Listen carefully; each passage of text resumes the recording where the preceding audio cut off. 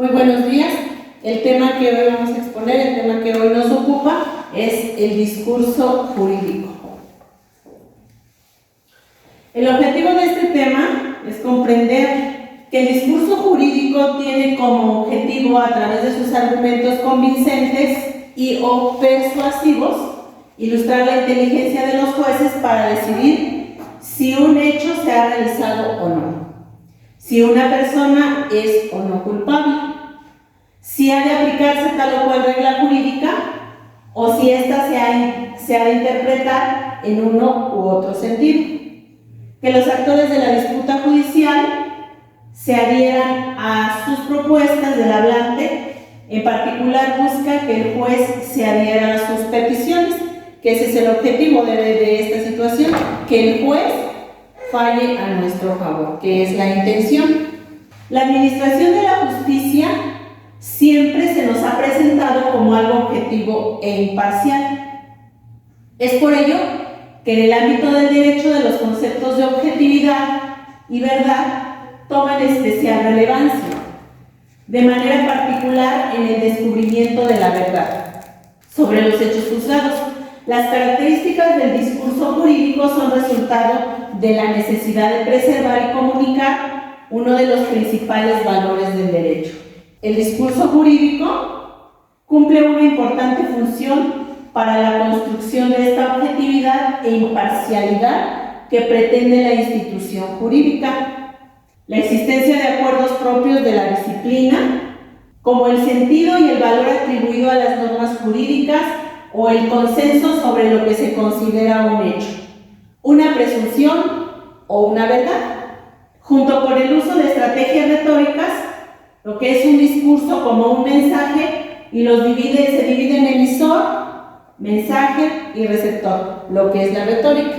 En este sentido, en el ámbito de la administración de la justicia, los hechos que se pretenden juzgar son resultado de un proceso de construcción discursiva, ya sea el fiscal, el defensor o el juez.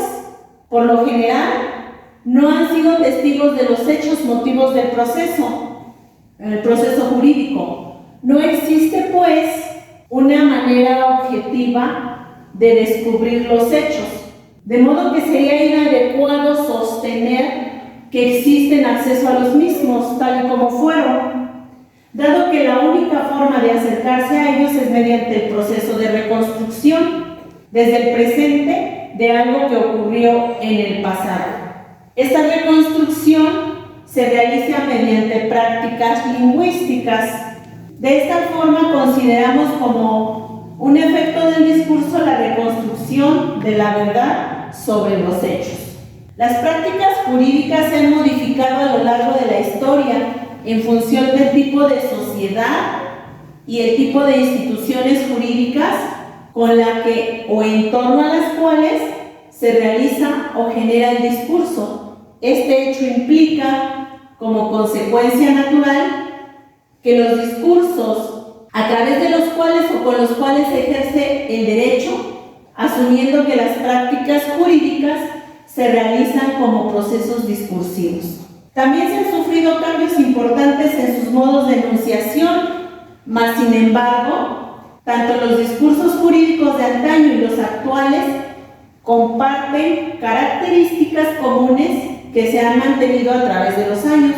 La finalidad de la ley o el derecho sigue siendo la misma. Lo que cambia son los aspectos que tienen que ver con el tipo de sociedad en la cual se opera o las instituciones que la rigen. Bien, ¿qué es el discurso? Desde la lingüística se ha definido como un simple sinónimo de enunciado, pero posteriormente Austin, en 1998, quien descubrió bajo las regularidades del lenguaje cotidiano ciertas formas de institucionalidad, ya lo que vienen siendo las convenciones, que las explican y determinan, cuando se pudo superar el modelo puramente comunicacional y avanzar hacia una concepción más sociológica del discurso. Así pues, cuando hablamos del discurso nos referimos tanto a una forma específica del uso del lenguaje como una forma específica de interacción social. Así, El discurso se interpreta como un evento comunicativo completo en una situación social. Obviamente, las palabras y oraciones declaradas son una parte integral del discurso, pero el discurso no se encuentra en sí mismo, solo en un conjunto de palabras y oraciones expresadas en un texto.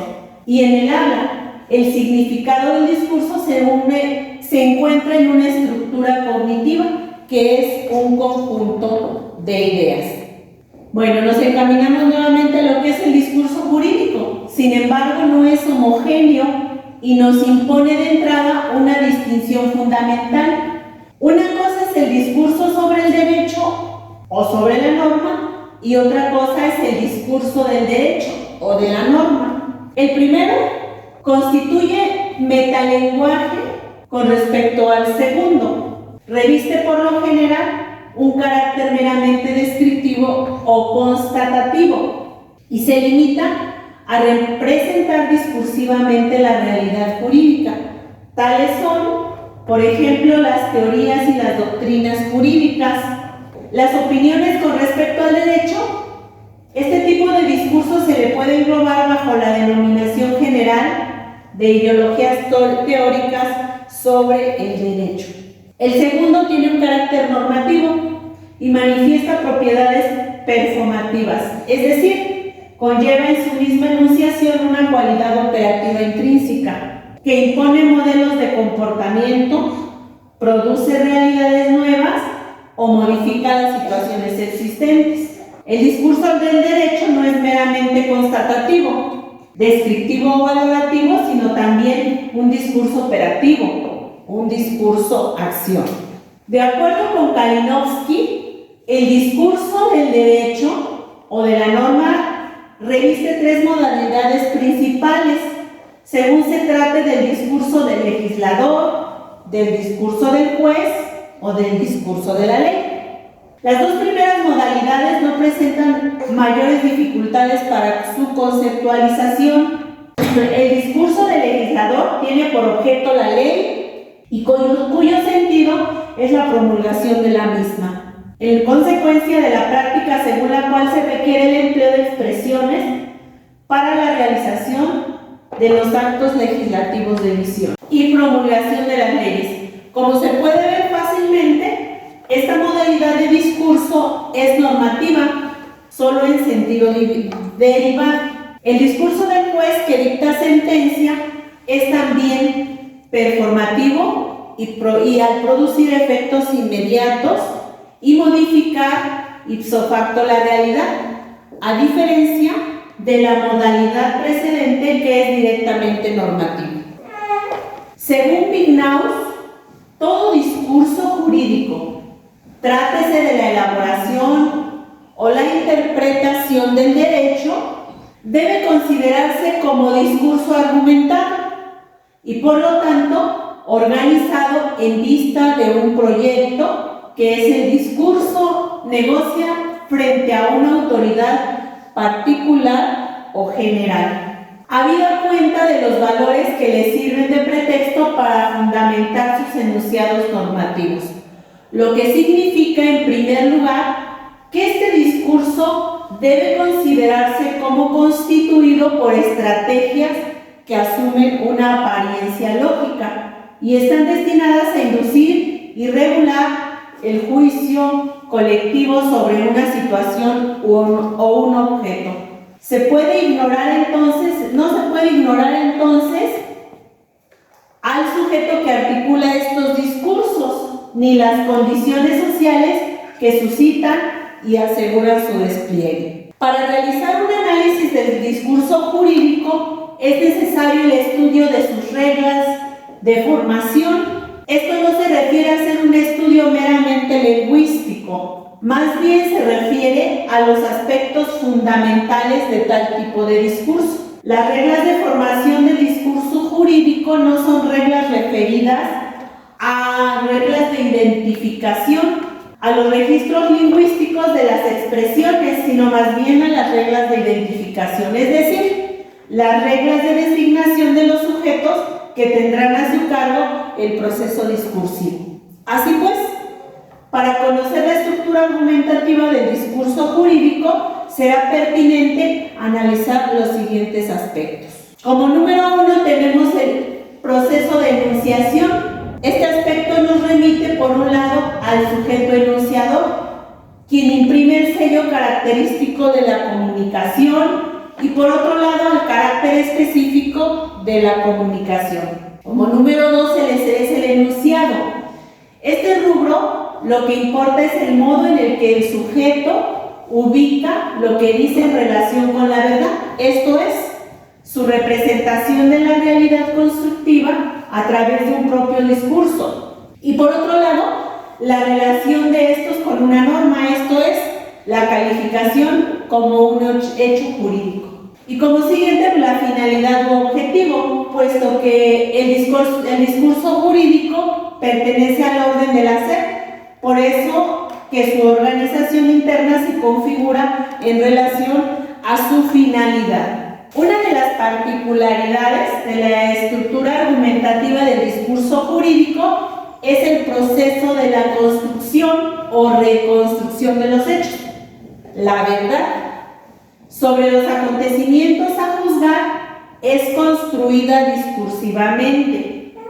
Para ello es necesario desacreditar la credibilidad de las versiones anteriores que motivaron la sentencia sobre la que se presenta la súplica. Potter divide en dos grupos la construcción de los hechos, a partir de los recursos que se empleen para elaborar la factualidad. Primeramente, los recursos concentrados en la identidad del hablante. Esto se refiere a la manera en que se puede desarrollar la identidad de los agentes que producen descripciones para elaborar su credibilidad. Los recursos utilizados para este fin son conveniencia e interés, acreditación de categorías y posicionamiento, neutralidad y alineamiento. Posteriormente son recursos orientados a destacar la independencia entre el hablante y la descripción. Son procedimientos que aportan la intención de la naturaleza o identidad del productor. De la descripción, esta cualidad se denomina exterioridad, ya que se desvía la intención de los intereses del productor o de su responsabilidad por la descripción. En este rubro, los recursos utilizados son discurso empirista, consenso y corroboración, y detalle y narración. Finalidad o objetivo. Bien, no hay discurso sin intención. Es por ello que una descripción no puede ser totalmente adjetiva, ni imparcial, ni ajena a las intenciones comunicativas de los hablantes.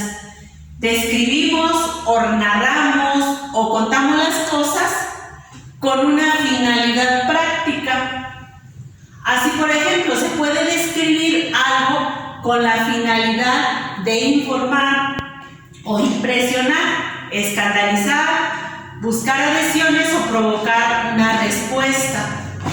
La cuestión aquí es ver qué tipo de recursos o de qué tipo de recursos se vale un emisor para la descripción de los hechos y que sea orientada hacia la acción, o realice ella misma una acción además de la descripción, sino también produzca un efecto en el receptor del discurso.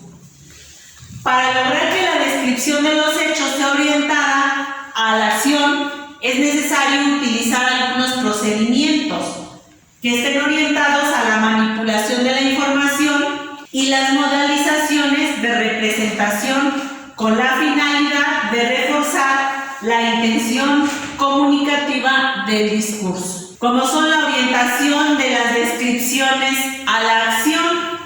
Uno de los recursos utilizados en este aspecto son las exageraciones tendientes a minimizar o maximizar algunos datos.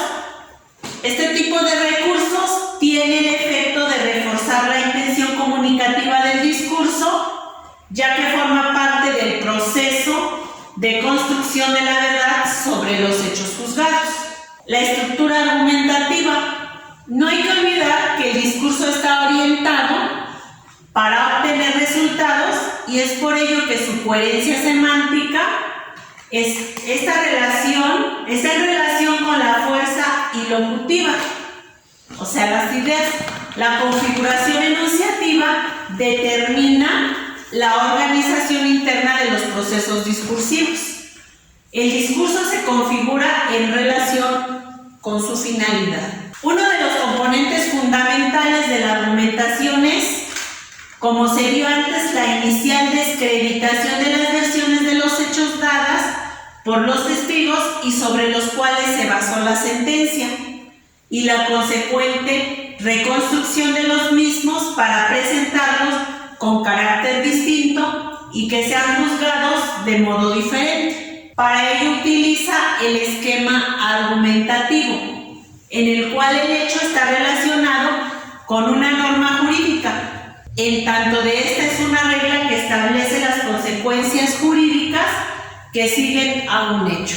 Bien, como conclusión de este tema tenemos que el discurso jurídico es, así, un discurso orientado a sus resultados, un discurso en el que el contenido proposicional es manipulado para ser representado de tal manera que produzca un resultado efectivo, influir en el ánimo del receptor para que actúe de acuerdo a cómo se espera. Muchas gracias.